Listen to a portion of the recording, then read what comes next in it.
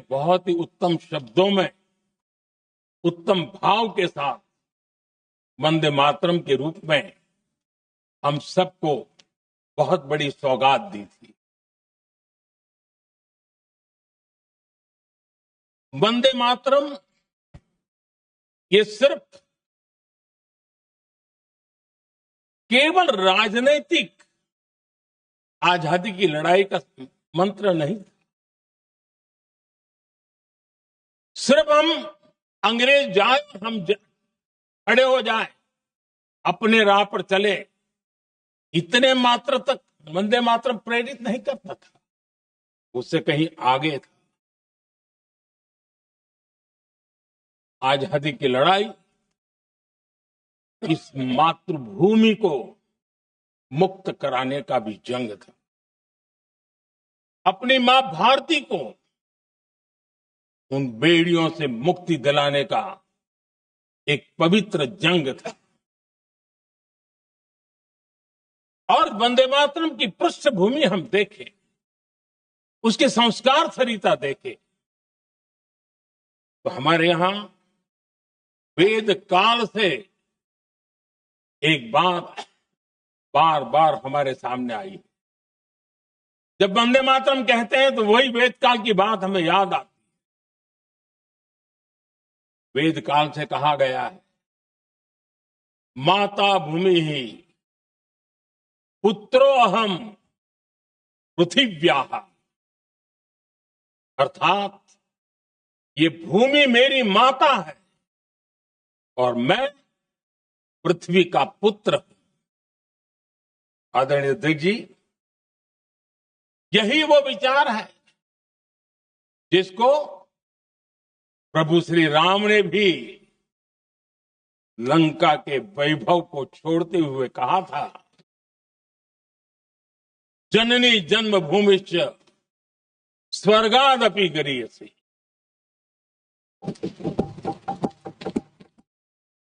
वंदे मातरम यही महान सांस्कृतिक परंपरा का एक आधुनिक अवतार है।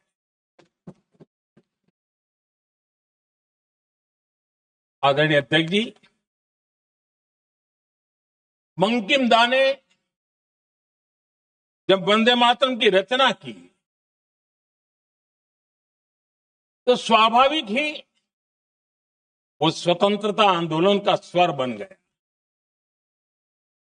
पूरब से पश्चिम, उत्तर से दक्षिण, वंदे मातरम हर भारतीय का संकल्प बन गया। इसलिए वंदे मातरम की स्तुति में लिखा गया था,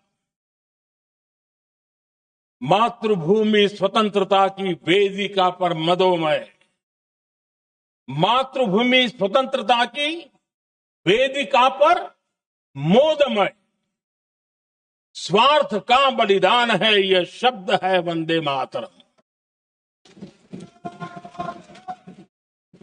है सजीवन मंत्र भी, यह विश्व विजयी मंत्र भी, शक्ति का आह्वान है यह शब्द वंदे मातरम। उष्ण शोणित से लिखो, वक्षस्थली को चीर कर, वीर का अभिमान है यह शब्द वंदे मातरम।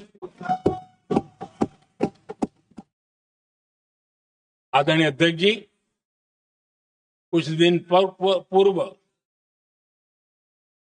जब वंदे मातरम 150 का आरंभ हो रहा था तो मैंने उस आयोजन में कहा था,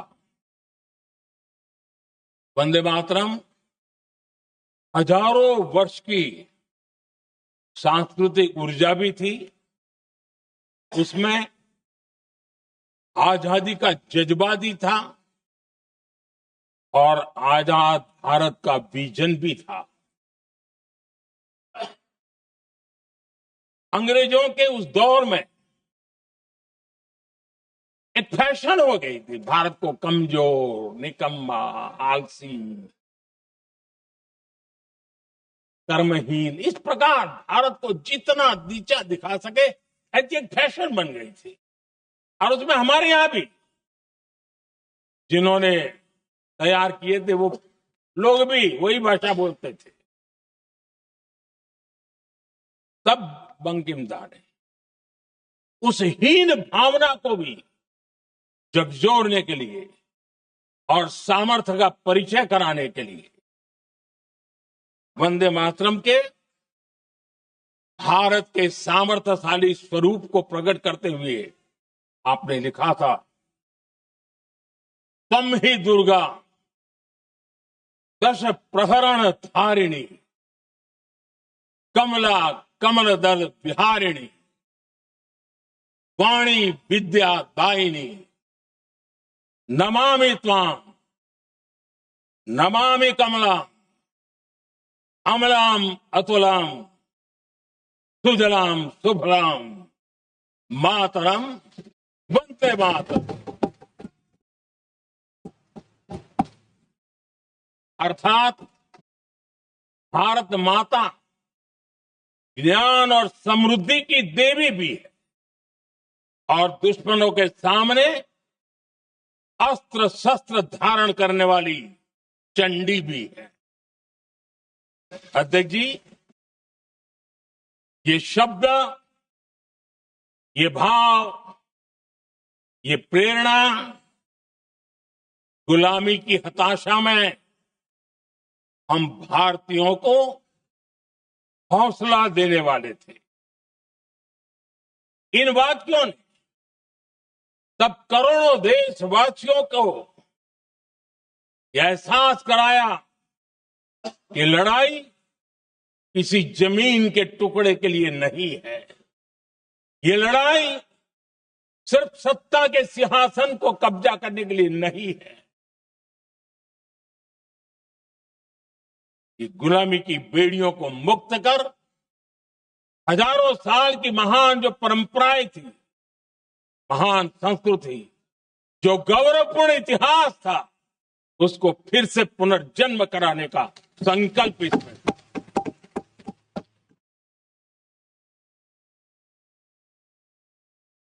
आदरणीय अध्यक्ष जी,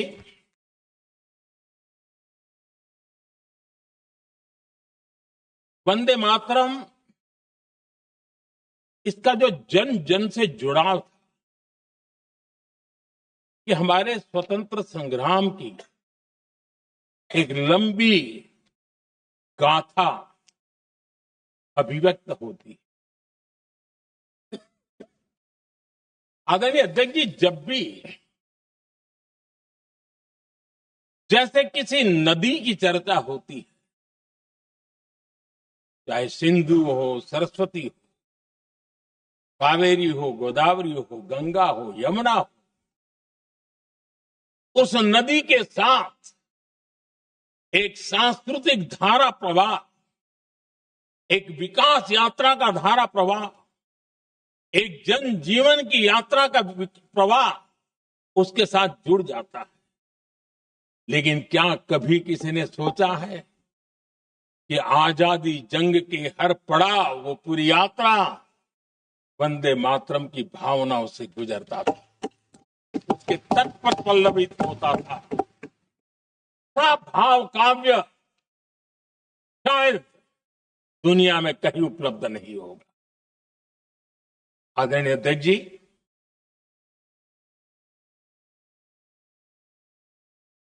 अंग्रेज समझ चुके थे कि 1857 के बाद लंबे समय तक भारत में टिकना उनके लिए मुश्किल लग रहा है। और जिस प्रकार से वो अपने सपने लेकर के आए थे, तब उनको लगा कि जब तक भारत को बांटेंगे नहीं, जब तक भारत को टुकड़ों में नहीं बांटेंगे, भारत में ही लोगों को एक दूसरे से लड़ाएंगे नहीं, तब तक यहां राज करना मुश्किल है। और अंग्रेजों ने बांटो और राज करो इस रास्ते को चुना और उन्होंने बंगाल को इसकी प्रयोगशाला बनाया, क्योंकि अंग्रेज भी जानते थे वो एक वक्त था जब बंगाल का बौद्धिक सामर्थ्य देश को दिशा देता था, देश को ताकत देता था, देश को प्रेरणा देता था।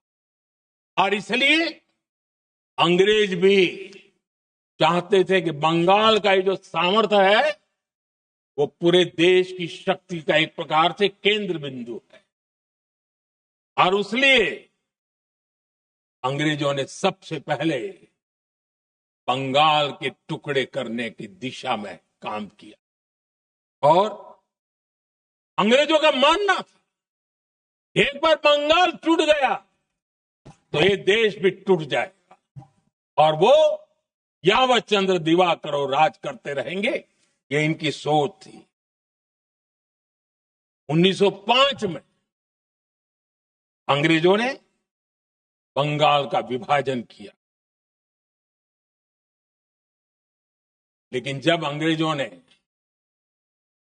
1905 में ये पाप किया तो वंदे मातरम चट्टान की तरह खड़ा रहा। बंगाल की एकता के लिए वंदे मातरम गली गली का नाद बन गया था और वही नारा प्रेरणा देता था। अंग्रेजों ने बंगाल विभाजन के साथ ही भारत को कमजोर करने के बीच और अधिक बोने की दिशा पकड़ ली थी, लेकिन वंदे मातरम एक स्वर एक सूत्र के रूप में अंग्रेजों के लिए चुनौती बनता गया और देश के लिए चट्टान बनता गया। आदरणीय अध्यक्ष जी, बंगाल का विभाजन तो हुआ, लेकिन एक बहुत बड़ा स्वदेशी आंदोलन खड़ा हुआ और तब वंदे मातरम हर तरफ गूंज रहा था। अंग्रेज समझ गए थे कि बंगाल की धरती से निकला बंकिम दा का ये भाव सूत्र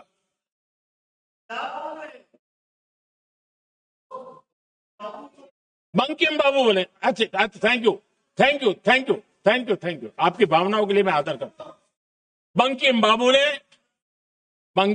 ने थैंक यू दादा, थैंक यू। हाँ, आपको तो दादा कह सकता हूं ना, वरना उसमें भी आपको इतराज हो जाएगा। बंकिम बाबू ने ये जो भाव विश्व तैयार किया था, उनके भाव गीत के द्वारा उन्होंने अंग्रेजों को हिला दिया और अंग्रेजों ने देखिए कितनी कमजोरी होगी और इस गीत की ताकत कितनी होगी। अंग्रेजों ने उसको कानूनी रूप से प्रतिबंध लगाने के लिए मजबूर होना पड़ा था। गाने पर सजा, छापने पर सजा, इतना ही नहीं वंदे मातरम शब्द बोलने पर भी सजा, इतने कठोर कानून लागू कर दिए गए थे। हमारे देश की आजादी के आंदोलन में सैकड़ों महिलाओं ने नेतृत्व किया, लक्षावधि महिलाओं ने योगदान दिया। एक घटना का मैं जिक्र करना चाहता हूं।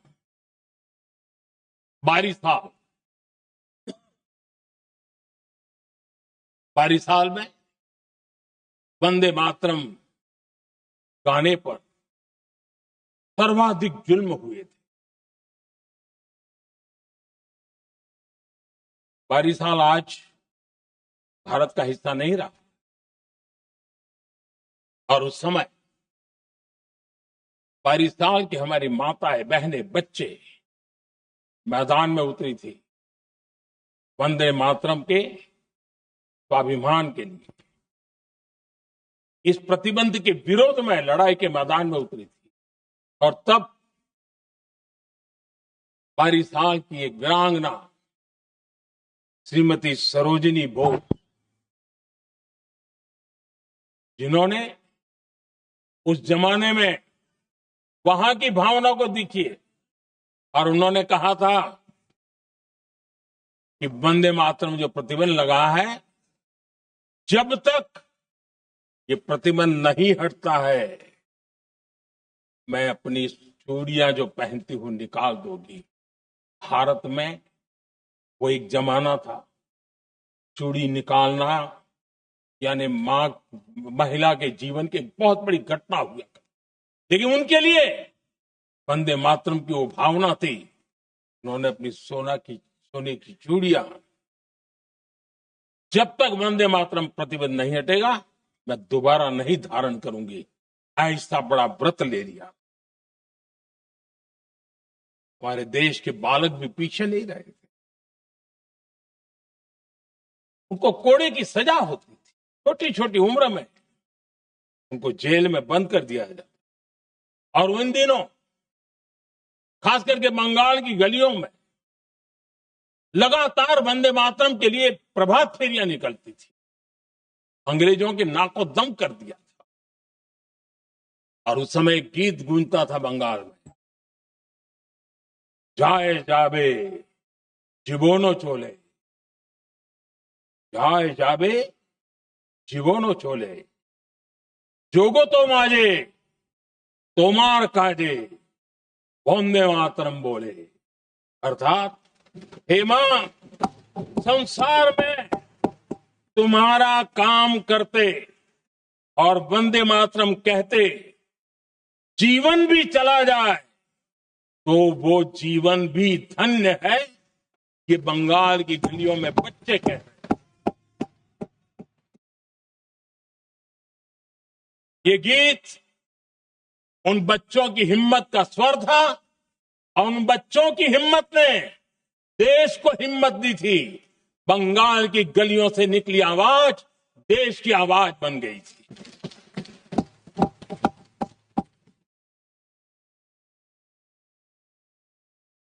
1905 में फरीदपुर के गांव में बहुत छोटी छोटी उम्र के बच्चे जब वंदे मातरम के नारे लगा रहे थे, अंग्रेजों ने बेरहमी से उन पर कोड़े मारे। यानी एक प्रकार से जीवन और मृत्यु के बीच लड़ाई लड़ने के लिए मजबूर कर दिया। इतना अत्याचार हुआ। 1906 में नागपुर में नील सिटी हाई स्कूल के उन बच्चों पर भी अंग्रेजों ने ऐसे ही जुल्म किए। गुनाह यही था, वो एक स्वर से वंदे मातरम बोल करके खड़े हो गए थे। उन्हें वंदे मातरम के लिए मंत्र का महात्मा अपनी ताकत से सिद्ध करने का प्रयास किया था। हमारे जांबाज सपूत बिना किसी डर के फांसी के तख्त पर चढ़ते थे और आखिरी सांस तक वंदे मातरम, वंदे मातरम, वंदे मातरम, यही उनका भाव घोष रहता था। खुदीराम बोस, मदनलाल ढींगरा, राम प्रसाद बिस्मल, अशफाकुल्ला खान, रोशन सिंह, राजेंद्र नाथ लाहिड़ी, रामकृष्ण बिस्वा, अनगिनत जिन्होंने वंदे मातरम कहते कहते फांसी के फंदे को अपने गले पर लगाया। लेकिन देखिए, ये अलग अलग जेलों में होता था, अलग अलग इलाकों में होता था। प्रक्रिया करने वाले चेहरे अलग थे, लोग अलग थे। जिन पर जुल्म हो रहा था उनकी भाषा भी अलग थी। लेकिन एक भारत श्रेष्ठ भारत, इन सब का मंत्र एक ही था, वंदे मातरम।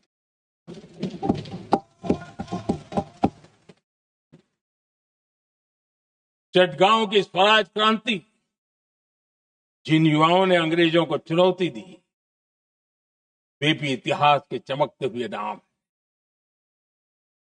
हरगोपाल बाल, कुलीन विकास घोष, त्रिपुर सेन, इन सब ने देश के लिए अपना बलिदान दिया। मास्टर सूर्यसेन को 1934 में जब फांसी दी गई, तब उन्होंने अपने साथियों को एक पत्र लिखा और पत्र में एक ही शब्द की गूंज थी और वो शब्द था वंदे मातरम।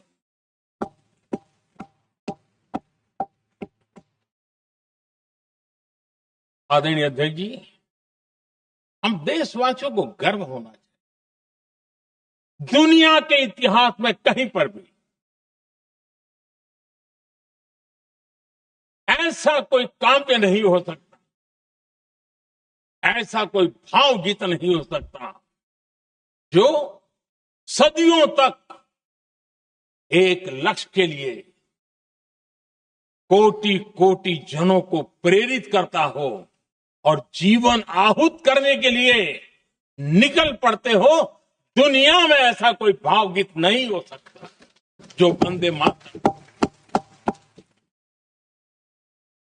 पूरे विश्व को पता होना चाहिए कि गुलामी के कालखंड में भी ऐसे लोग हमारे यहां पैदा होते थे जो इस प्रकार के भावगीत की रचना कर सकते थे। ये विश्व के लिए अजूबा है, हमें गर्व से कहना चाहिए, तब दुनिया भी मानना शुरू करेगी। ये हमारी स्वतंत्रता का मंत्र था, ये बलिदान का मंत्र था, ये ऊर्जा का मंत्र था, ये सात्विकता का मंत्र था, ये समर्पण का मंत्र था, ये त्याग और तपस्या का मंत्र था, संकटों को सहने का सामर्थ्य देने का ये मंत्र था, और वो मंत्र वंदे मातरम था। और इसलिए गुरुदेव रविंद्रनाथ टैगोर ने लिखा था,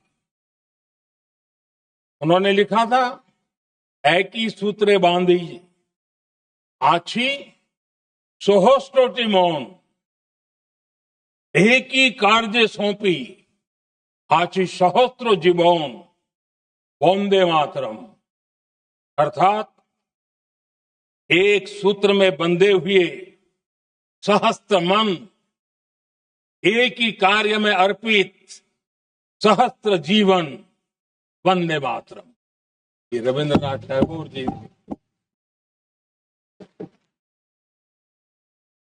आदरणीय अध्यक्ष जी, उसी काल वंदे मातरम की रिकॉर्डिंग दुनिया के अलग अलग भागों में पहुंची और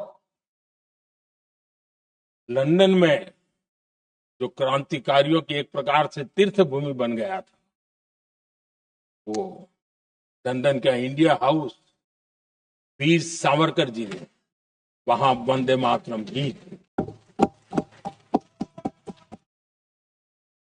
और वहां ये गीत बार बार गूंजता था।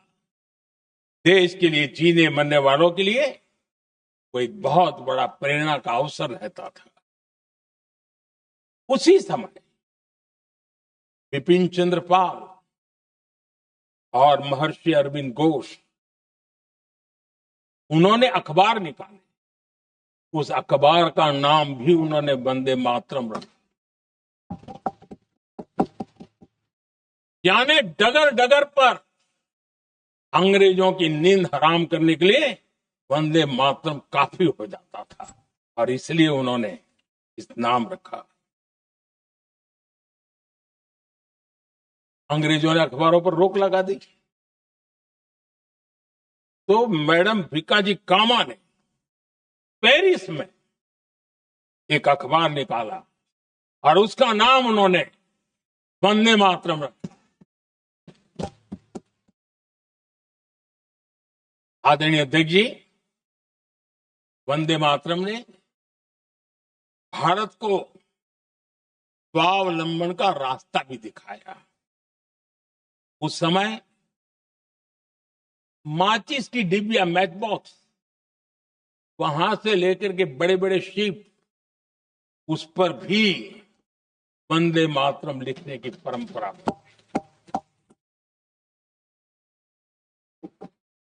और बाहरी कंपनियों को चुनौती देने का एक माध्यम बन गया, स्वदेशी का एक मंत्र बन गया।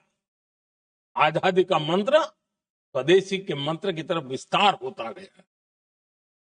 आदरणीय अध्यक्ष जी, मैं एक और घटना का जिक्र भी करना चाहूं। 1907 में जब पीओ चिदम्बरम पिल्लाई, उन्होंने स्वदेशी कंपनी का जहाज बना, तो उस पर भी लिखा था वंदे मातरम।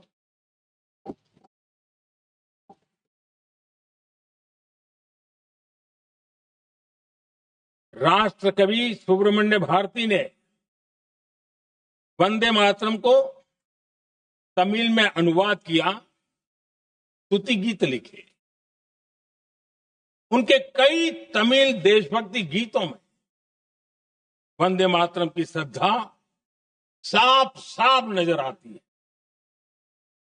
शायद सभी लोगों को, हो सकता है तमिलनाडु के लोगों को पता हो, लेकिन सभी लोगों को ये बात का पता ना हो कि भारत का ध्वज गीत भी सुब्रमण्यम भारती ने ही लिखा। उस ध्वज गीत का वर्णन, जिस पर वंदे मातरम लिखा हुआ, तमिल में इस ध्वज गीत का शीर्षक था ताइन माणी कोडी पारी, ताळंदु पणिंदु पुल्हिंद्रु वारी।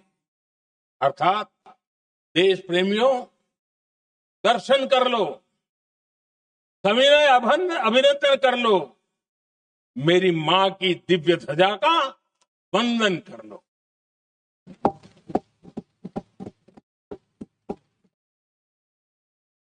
आदरणीय अध्यक्ष महोदय, मैं आज इस सदन में वंदे मातरम पर महात्मा गांधी की भावनाएं क्या, वो भी रखना चाहता हूं। दक्षिण अफ्रीका से प्रकाशित एक साप्ताहिक पत्रिका निकलती थी, इंडियन ओपिनियन, और इस इंडियन ओपिनियन में महात्मा गांधी ने 2 दिसंबर 1905 जो लिखा था, उसको मैं कोट कर रहा हूं। उन्होंने लिखा था, महात्मा गांधी ने लिखा था, गीत वंदे मातरम जिसे बंकिम चंद्र ने रचा है, पूरे बंगाल में अत्यंत लोकप्रिय हो गया। स्वदेशी आंदोलन के दौरान बंगाल में विशाल सभाएं हुई, जहां लाखों लोग इकट्ठा हुए और बंकिम का यह गीत गाया। गांधी जी आगे लिखते हैं, ये बहुत महत्वपूर्ण है। वो लिखते हैं, ये 1905 की बात। उन्होंने लिखा, यह गीत इतना लोकप्रिय हो गया है जैसे ये हमारा नेशनल एंथम बन गया है।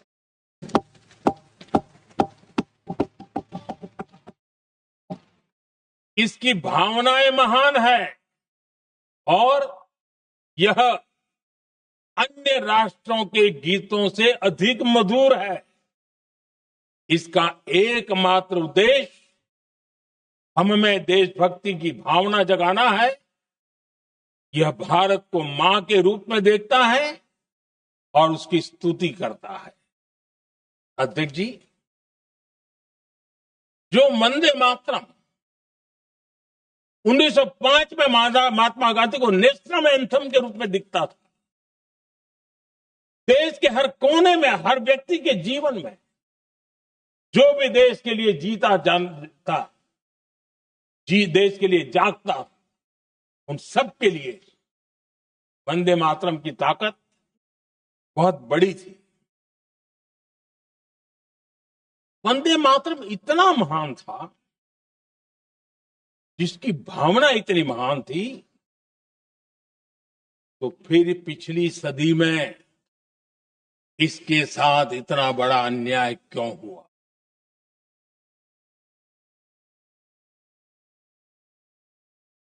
वंदे मातरम के साथ विश्वासघात क्यों हुआ?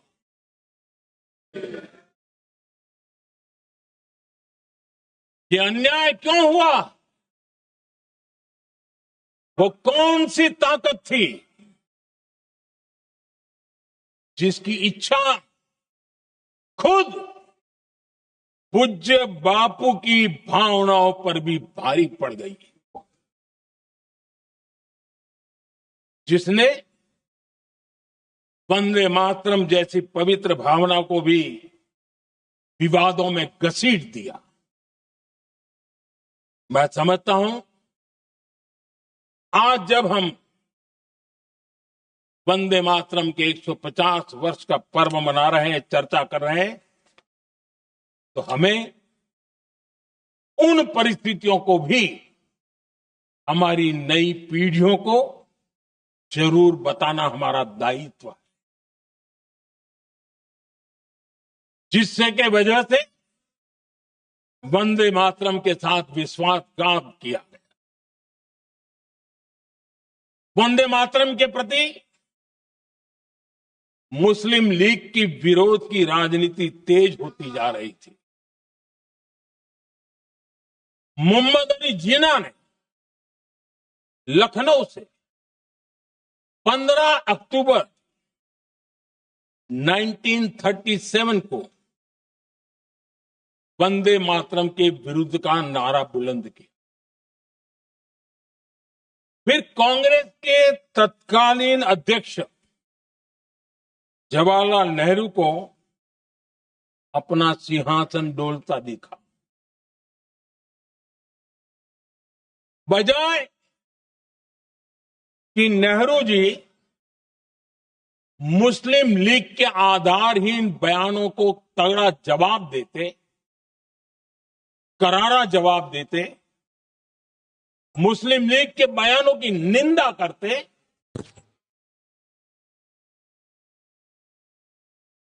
और वंदे मातरम के प्रति खुद की भी और कांग्रेस पार्टी की भी निष्ठा को प्रकट करते,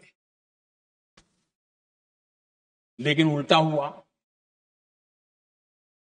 वो ऐसा क्यों कर रहे, वो तो पूछा ही नहीं, न जाना, लेकिन उन्होंने वंदे मातरम की ही पड़ताल शुरू कर दी।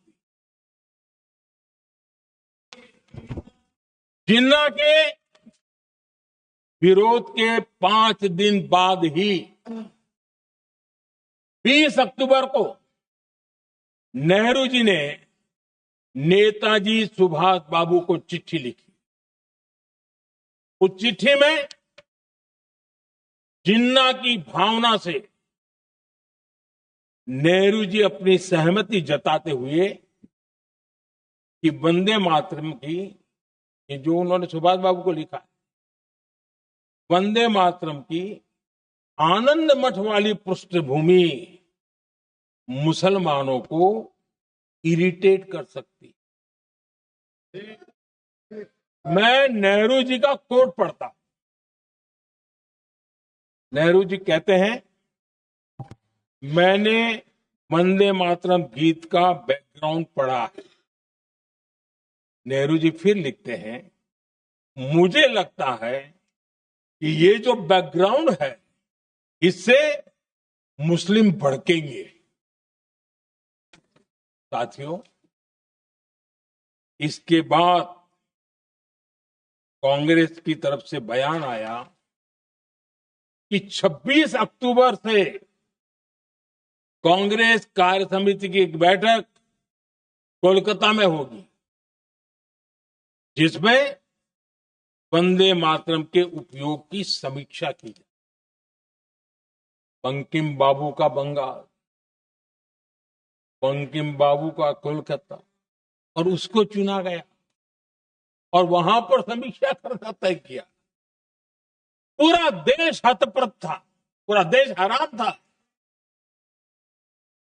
पूरे देश में देशभक्तों ने इस प्रस्ताव के विरोध में देश के कोने कोने में प्रभात फेरियां निकाली, वंदे मातरम गीत गाया। लेकिन देश का दुर्भाग्य कि 26 अक्टूबर को कांग्रेस ने वंदे मातरम पर समझौता कर लिया।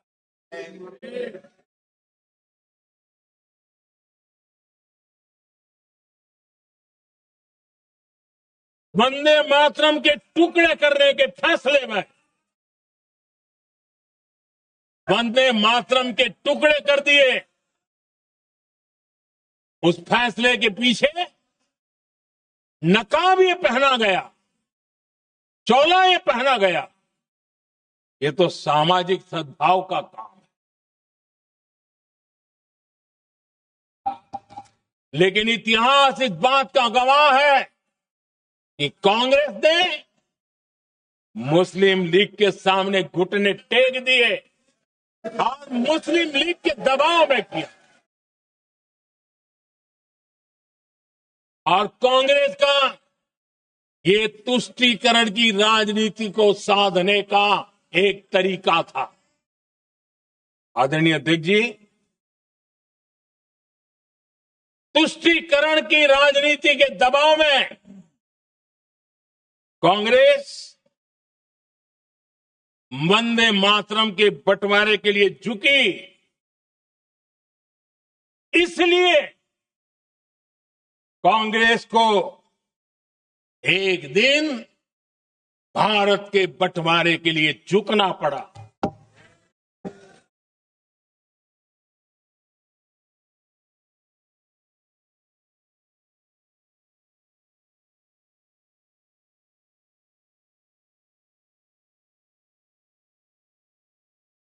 मुझे लगता है कांग्रेस ने आउटसोर्स कर दिया।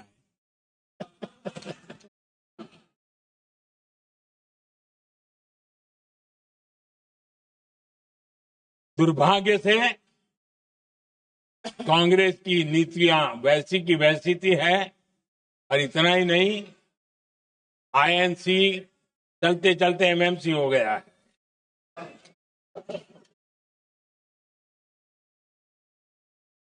आज भी कांग्रेस और उसके साथी और जिन जिन के नाम साथ कांग्रेस जुड़ा हुआ है, सब वंदे मातरम पर विवाद खड़ा करने की कोशिश करते हैं।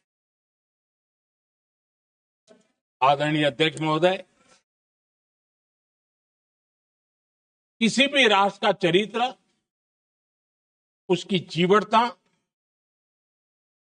उसके अच्छे कालखंड से ज्यादा जब चुनौतियों का कालखंड होता, जब संकटों का कालखंड होता है, तब प्रकट होती है, उजागर होती है और सत्य अर्थ में कसौटी से कसी जाती है। जब कसौटी का काल आता है, तब ही ये सिद्ध होता है कि हम कितने दृढ़ हैं, कितने सशक्त हैं, कितने सामर्थ्यवान हैं। 1947 देश आजाद होने के बाद देश की चुनौतियां बदली, देश की प्राथमिकताएं बदली, लेकिन देश का चरित्र, देश की जीवटता वही रही, वही प्रेरणा मिलती रही। भारत पर जब जब संकट आए, देश हर बार वंदे मातरम की भावना के साथ आगे बढ़ा।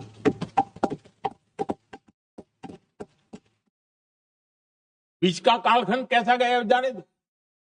आज भी 15 अगस्त 26 जनवरी की जब बात आती है, हर घर तिरंगा की बात आती है, चारों तरफ वो भाव दिखता है, तिरंगे झंडे फहराते। एक जमाना था जब देश पर खाद्य का संकट आया, वही वंदे मातरम का भाव था। फिर देश के किसानों ने अंदर के भंडार भर दिए, और इसके पीछे भाव वही है, वंदे मातरम। जब देश की आजादी को कुचलने की कोशिश हुई, संविधान के पीठ पे छुरा भोंक दिया गया, आपातकाल थोप दिया गया, यही वंदे मातरम की ताकत थी कि देश खड़ा हुआ और परास्त करके रहा। देश पर जब भी युद्ध थोपे गए, देश को जब भी संघर्ष की नौबत आई, यही वंदे मातरम का भाव था। देश का जवान सीमाओं पर अड़ गया, मां भारती का झंडा फहराता रहा, विजय से प्राप्त। कोरोना जैसे वैश्विक महासंकट आया, यही देश उसी भाव से खड़ा हुआ, उसको भी परास्त करके आगे बढ़ गया। आदरणीय अध्यक्ष जी, यह राष्ट्र की शक्ति है, ये राष्ट्र को भावनाओं से जोड़ने वाला सामर्थ्यवान एक ऊर्जा प्रवाह है, ये चेतना प्रवाह है, ये संस्कृति की अविरल धारा का प्रतिबिंब है, उसका प्रकटीकरण है। वंदे मातरम हमारे लिए सिर्फ स्मरण करने का काल नहीं, एक नई ऊर्जा, नई प्रेरणा का लेने का काल बन जाए, और हम उसके लिए प्रति समर्पित होते चले। और मैंने पहले कहा, हम लोगों पर तो कर्ज है वंदे मातरम का। वही वंदे मातरम है जिसने वो रास्ता बनाया, जिस रास्ते से हम यहां पहुंचे हैं, और इसलिए हमारा कर्ज बनता।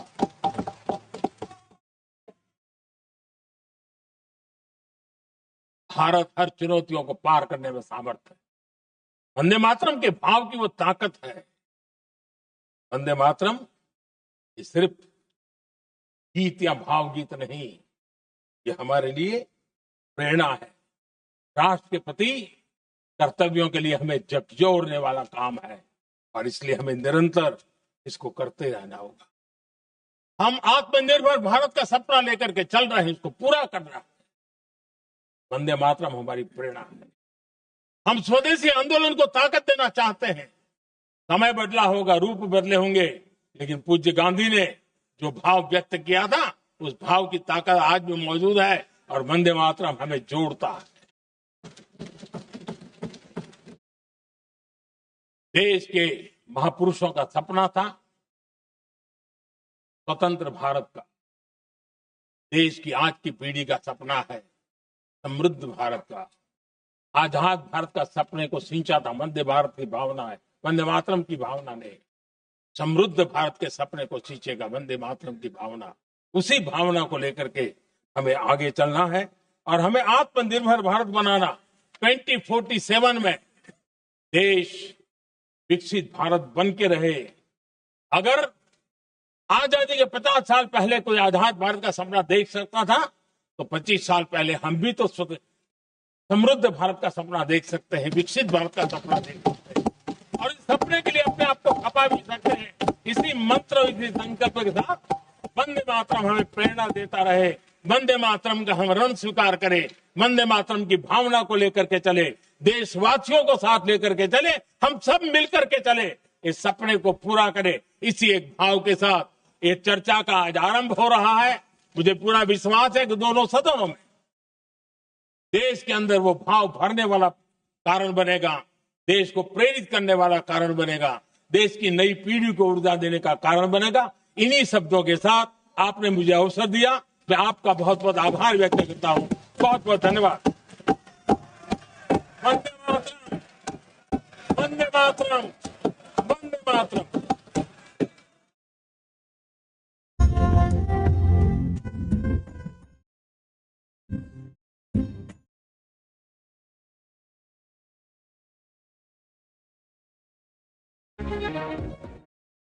Hello and welcome viewers. You're watching In Depth with your host Kriti Mishra.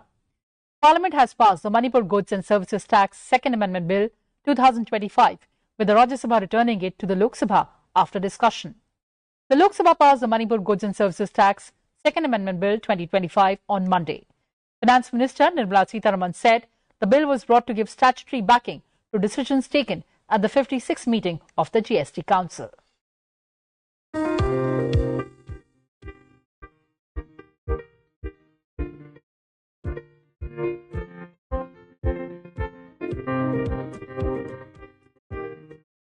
On the first day of the winter session of Parliament, the Lok Sabha passed the Manipur Goods and Services Tax Second Amendment Bill 2025.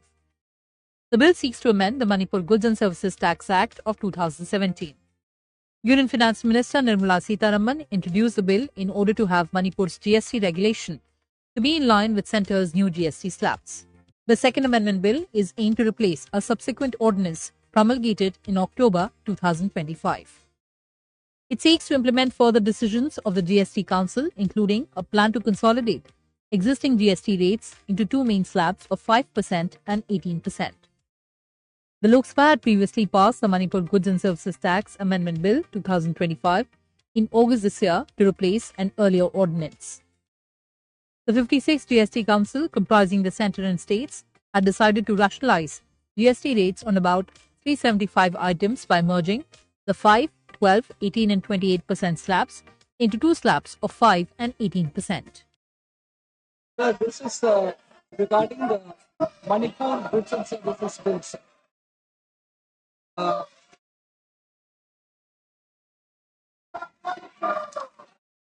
The central government amended the Central Goods and Services Act of 2017, particularly the sections 121 to 134 of the Finance Act 2025.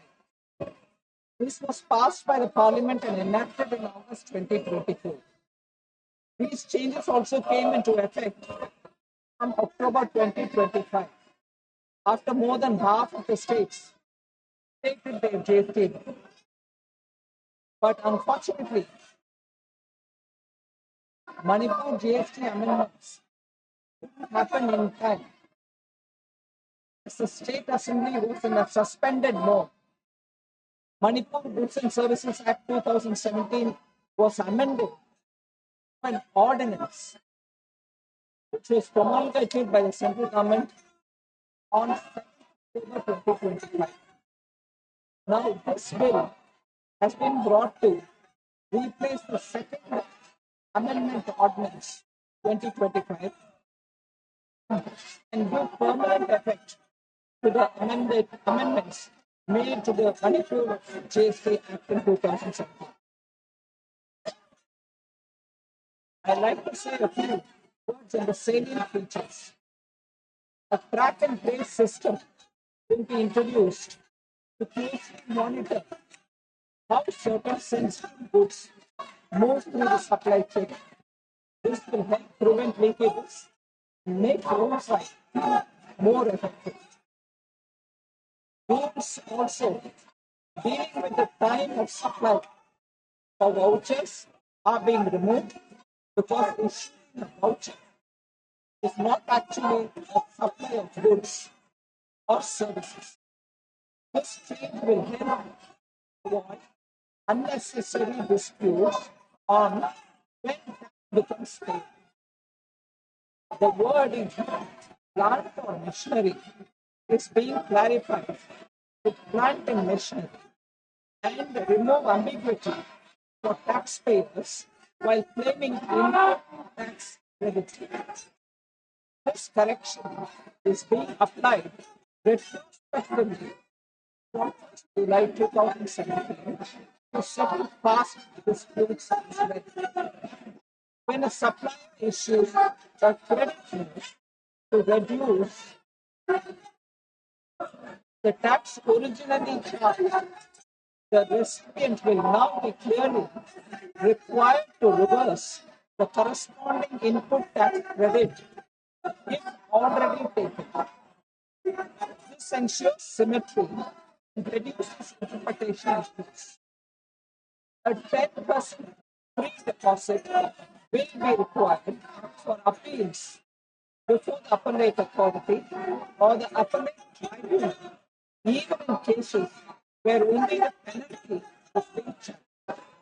This makes the appeal, the entire process of appeal, consistent in discouraging frivolous litigation.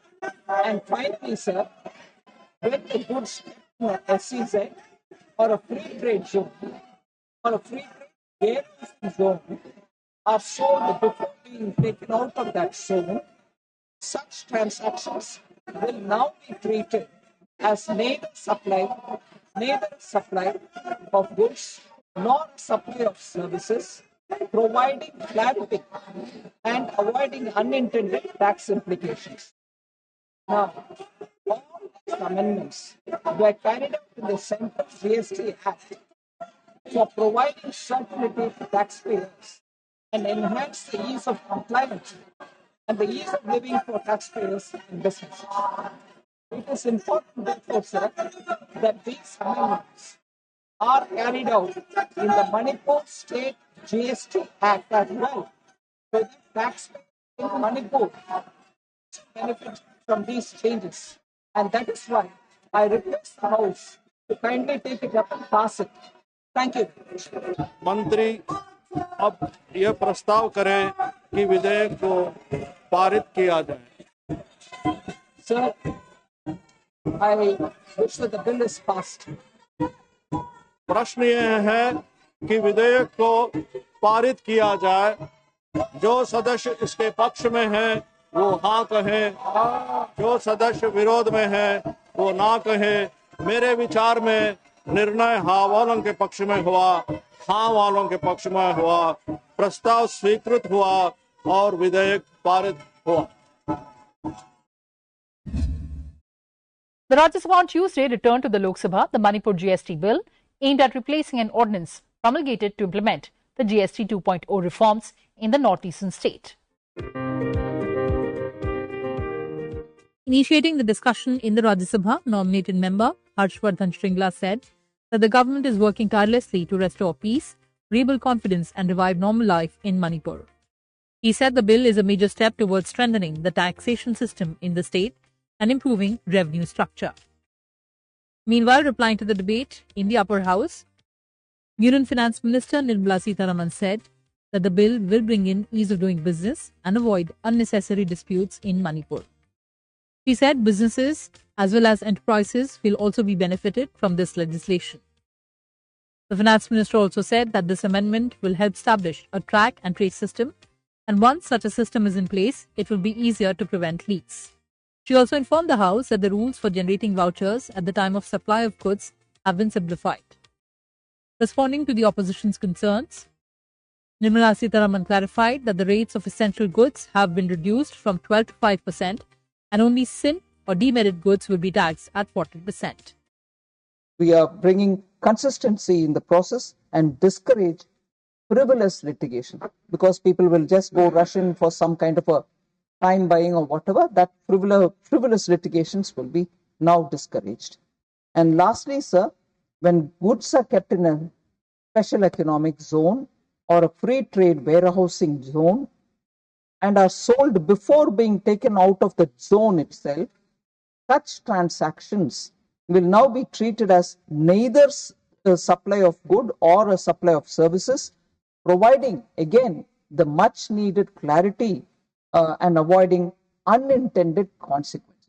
So even before, if it is removed from the SEZ or the special economic warehousing zone, if the sale happens, we'll treat it as non-sale, in the sense we'll treat it as neither a supply of goods or a supply of services, so there won't be any confusion. So these above amendments have been carried out in the Central GST Act, but again, as I said earlier, sir, it hadn't happened during the Manipur state GST because of ordinance which had to be brought in. Now we're converting that ordinance into a law. So there are one or two points of clarification which some members spoke about, which I'll very quickly finish. In fact, there were 13 of them who spoke, and some of them did raise some issues.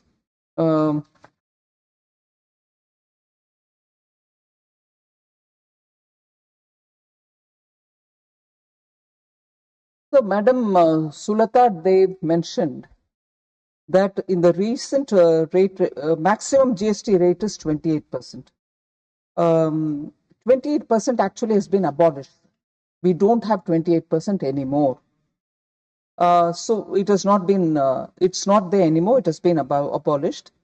And items which were in 28% either moved to 18, or if they were sin goods, they moved to 40. So there is no more 28%.